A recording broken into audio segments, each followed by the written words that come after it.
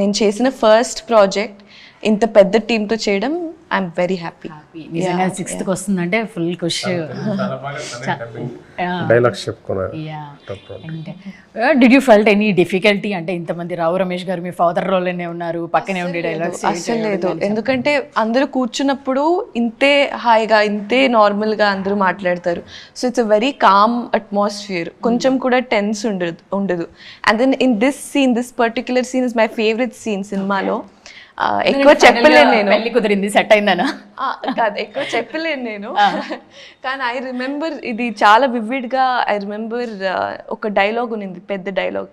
అది చెప్పిన తర్వాత ఈయన నాకు క్లాప్ చేశారు. So that was my most memorable moment ever. So because అంటే యాక్సెప్ట్ చేయడము అంత పెద్ద యాక్టర్స్ వాళ్ళకి అప్రిషియేషన్ ఇవ్వడం అనేది.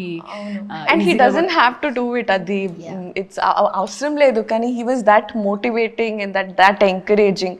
సో నాకు చాలా ఈజీ అయింది. సరే ఇప్పుడు ట్రైలర్ వెకేషన్ సెట్ అందరూ హాయిగా ఉంటుంది. షూటింగ్ ఆయన అలా క్రియేట్ చేస్తుంది సార్. అంటే ఒక సామాన్యంగా హాయిగా ఆయన చూసి అలా ఉంటుంది. అదేం పెద్ద ఇది ఉండదు, బిల్డప్ ఏమి ఉండదు. అందరం ఫ్రెండ్లీగా ఉంటాం ఆయన సెట్లో. అందరూ సరదాగా మాట్లాడుకునే ఒక యాంబియన్స్ ఉంటుంది ఆయన సెట్లో. ఆయన పని చేసేస్తుంటారు స్పీడ్గా, చాలా ఫాస్ట్ వర్క్ చాలా స్పీడ్, కానీ మనకి ఏమీ తెలియదు. అదే ఆ ట్రైన్ స్పీడ్గా వెళ్ళిపోతుంటుంది, కానీ లోపల హాయిగా కూర్చొని మన జాలీగా జోకులు వేసుకుని నవ్వుకుంటున్నట్టు ఉంటుంది. కానీ చాలా వర్క్ అయిపోతుంది. చాలా బాగుంటుంది ఆయనతో పనిచేయడం.